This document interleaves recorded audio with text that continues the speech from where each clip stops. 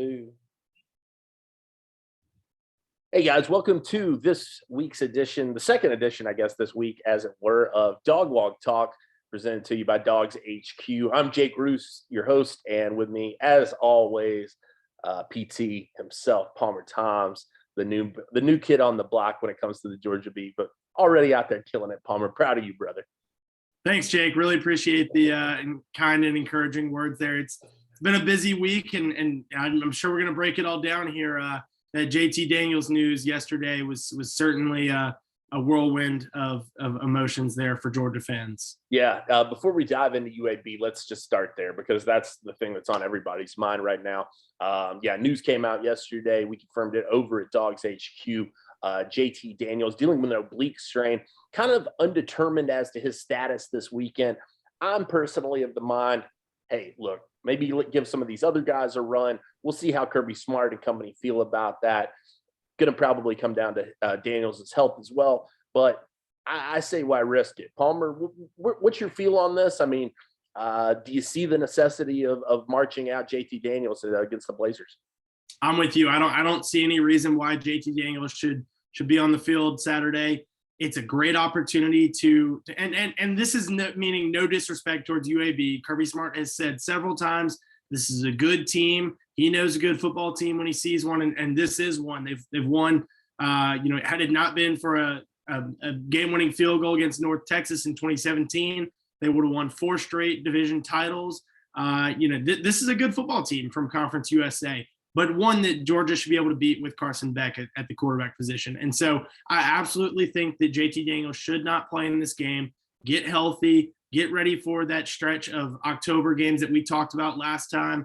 And when that's when the schedule really starts to pick up with Arkansas, Auburn, Kentucky, and Florida. You want to be healthy for those games, that stretch, that meat of your schedule. And so this is a great opportunity to get Carson Beck some reps, get Stetson Bennett some reps, because as Kirby Smart said, he hasn't been getting a ton of reps during practice with his game experience. He's getting a lot of mental reps, and then get Brock Vandegrift some reps too. It'd be his first outing in red and black. And, he's been running the scout team, was named offensive player of the week on scout team this past week. And so, I know Georgia fans are really excited to see him. I think this game has a lot of potential to showcase some talent of this quarterback room, the depth of the quarterback room.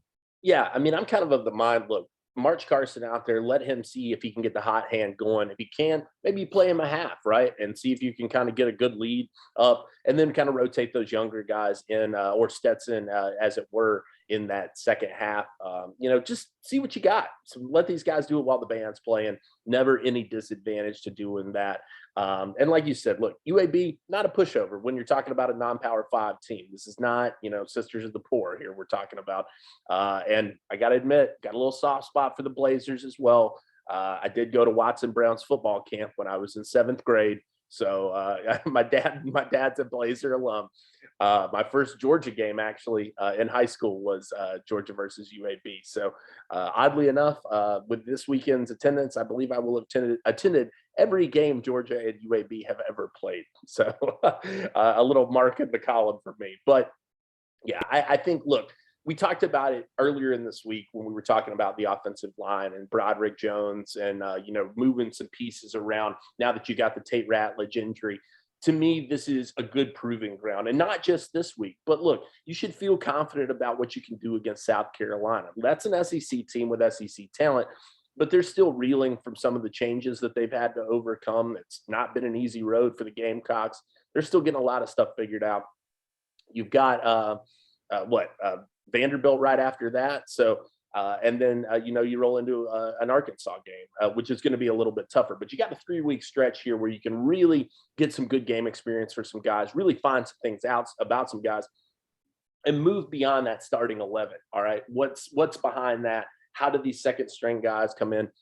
Can a guy get a hot hand and maybe get into a groove during that time and play his way into some playing time? I don't think JT Daniels is out, for this entire stretch. I don't mean to suggest that at all, but I think in this instance, it makes sense for Georgia to err on the side of caution, let him get whatever taken care of with the oblique. and chill and get on the headset and talk to his boy Carson. Because, and I had someone reach out to me about this yesterday, and I'm interested in your thoughts. They said, could this turn into a Fromm and Eason thing? You're nodding no for the people who are listening to this, and I couldn't agree more. Look, this is JT's team, in my opinion. I think you practiced for that all year. You've got that returning experience. He was a team captain for the first game. I don't think it matters how well any of these backup players play over the course of the next couple of games. This is JT Daniels' team, in my opinion. If he gets ice cold at some point, well, now you've got some guys with some experience. Maybe they can come in and help you, but I don't see that happening. I don't see it being a problem. I do think it would be advantageous for Georgia to go ahead and start working on some of that continuity with the wide receivers. But at the same time, look, like I said, you got 2 more contests to really work on that, and probably against a little bit shade better talent when it comes to the likes of South Carolina and Vanderbilt. Palmer, let's jump in on these Blazers. You had a great piece up at Dogs HQ, a Q&A with Evan Dudley of AL.com. He's the beat writer over there covering the Blazers.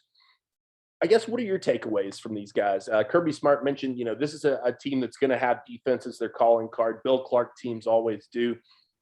What an incredible job he's done revitalizing that program. Has worked the transfer portal exceptionally well, brought in a lot of talented guys that way. Secondary is a strength for these guys, so it'd be a nice challenge for some of these backup quarterbacks potentially. But what else do Georgia fans need to be looking for out of these UAB Blazers come Saturday? Yeah, and I think on offense, this is a team that put up a lot of points in their most recent outing, the first game of the season against Jacksonville State, shut them out on defense. And so this is an all-around football team. I like you said, I think they're built on their defense, very similarly to Georgia. And those ties between Bill Clark and Kirby Smart, the 2 guys know each other. Kirby has been incredibly complimentary of Bill Clark this week, has a ton of respect for him. And so, I think this is going to be a great matchup. I think, offensively, the Blazers are led by quarterback Tyler Johnston III. He's been there for a long time, took over the starting position a couple seasons ago and has continued to improve. Evan told me that early on in Johnston's career, he struggled with some decision-making, some turnover problems, but really has picked that up in overtime with the game experience, with the reps that have come. He's a great decision maker now. If it wasn't for a couple of dropped passes by some wide open tight ends against Jacksonville State, he probably would have had another touchdown or 2 in there, but threw for 2 touchdowns against a pretty good Jacksonville State team. And in terms of his weapons that he's got around him, Trey Shropshire is the guy that I would look at.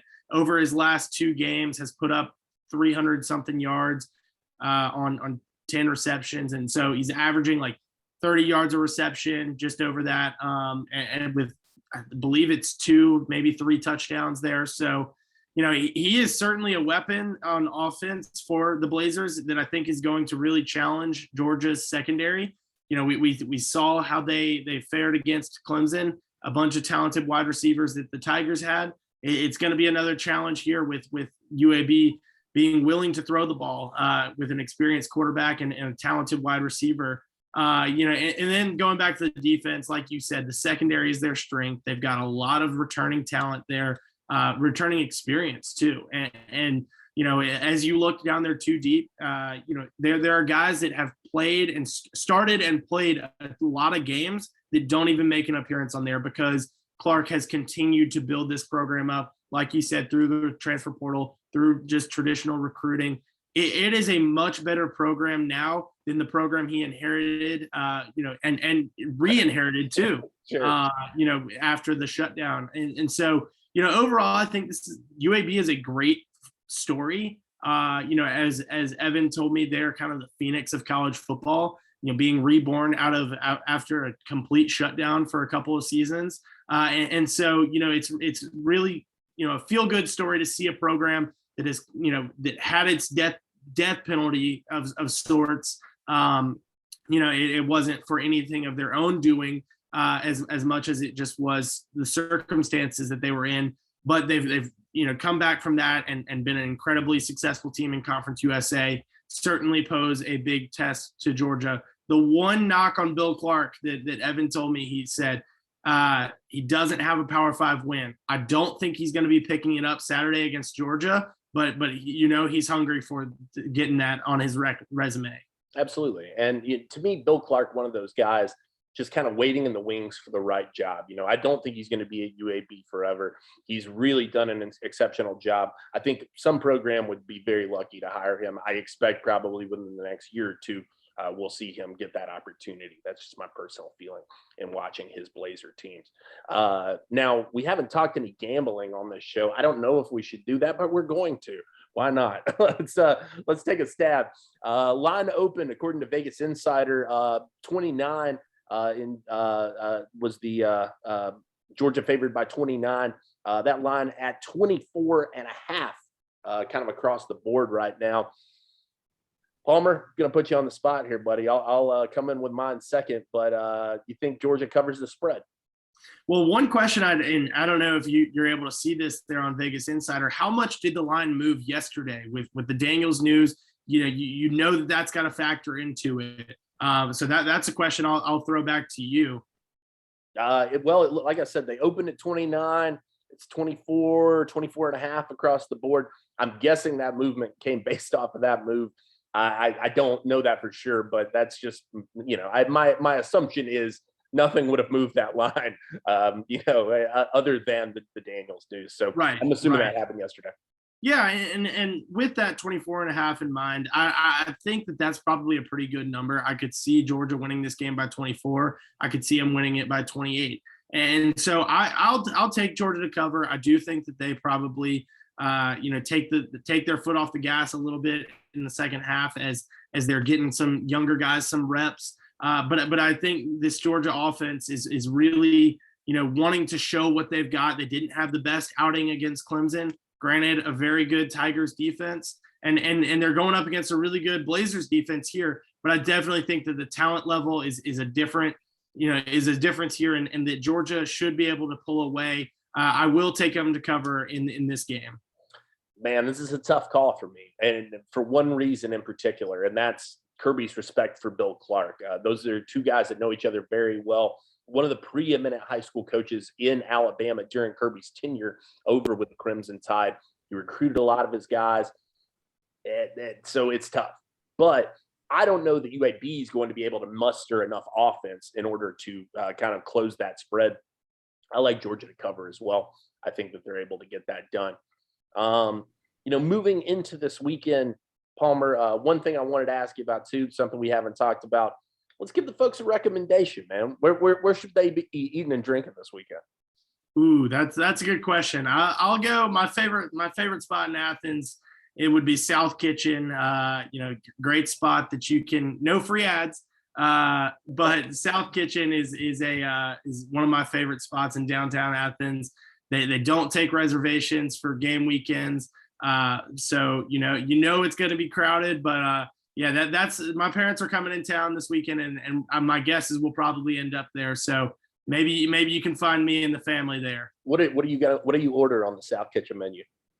Man, they've got it all. They've got it all. It's a good menu. So I'll mix it up each and every time. One of my favorites there though is the shrimp and grits. You can't ever go wrong with a good shrimp and grits. No. For me, if you're drinking, look, I'm gonna tell you to go all good if you're gonna go downtown. That's just my classic old spot. It's a little funky, a little dirty, a little divey, but it's they got a lot of great bartenders in there who know how to make some good drinks. They can kick them out quick on game day for sure. And then for your dinner eats, look, I'm gonna go with an old standby this week. I'm going with Last Resort, and I'll give the people an insider tip here. See, look, you get recruiting tips, you're going to get football tips, you're going to get gambling tips. We got it all covered. Call ahead on the day you want to go if you want to get into Last Resort. They have a call ahead list. They don't take reservations, but you can go ahead and put your name on the list for the time that you want to go. Do me a favor, get the Struggleville pasta. Forget about it. All you need right there. I might try to sneak my way in there too at some point this weekend. Speaking of recruiting, too, I wanted to mention a lot of guys going to be on campus this weekend. I haven't heard a lot of big names, but one that I do encourage Georgia fans to look out for is Bo Hughley out of Langston Hughes, 2023 offensive tackle, just announced he's going to be committing later this month. I think that's one Georgia fans need to keep an eye on when it comes to 2023 recruiting. He's got a lot of great offers. Georgia playing that in-state angle with him. I think it's going to play pretty well. Feel good about their chances right now, but definitely something to keep monitoring. He just confirmed to me he will be on campus this weekend to see the Bulldogs. So definitely something to keep an eye on. We'll keep you abreast of the entire visit list over at Dogs HQ. Don't worry about that. We got you covered when it comes to the names that'll be on campus. Don't be surprised there's not a ton of star power this week, but against South Carolina, I think you're definitely going to see an uptick in it. Already confirmed, Georgia commit Jacory Thomas will be up visiting the Dogs during the South Carolina weekend. Palmer, any parting thoughts today, man? Anything to throw at the people? Last takeaways? I mean, what are you excited to see? Who's your breakout player this week, man? Chance for some young guys to get out there. Yeah, that's exactly where I was going to go with this. I think this is a great opportunity to see some of those younger players. You know, Georgia, with the way that Georgia has recruited over the last several years, it's really tough for some of those young guys to break onto the field. And you know, I asked Kirby this week, you know, hey, who are some of those young guys that might have an opportunity to make a name for themselves this weekend? Who some of the guys, you know, he's always emphasizing how important special teams are and how important that is for some of those young guys to contribute there so that you can keep the true 22 fresh. So I think, you know, you are going to see some of those younger guys get an opportunity, be it, you know, on special teams or in the actual offense or defense. So it's really going to be exciting to see. I'll go Smile Munden is a name that I'm really looking forward to seeing on defense. And then offense, I think, you know, we've talked about the offensive line. I'm very interested to see Broderick Jones and Amarius Mims, those two guys, you know, whether they're running with the ones or twos or a combination of the two.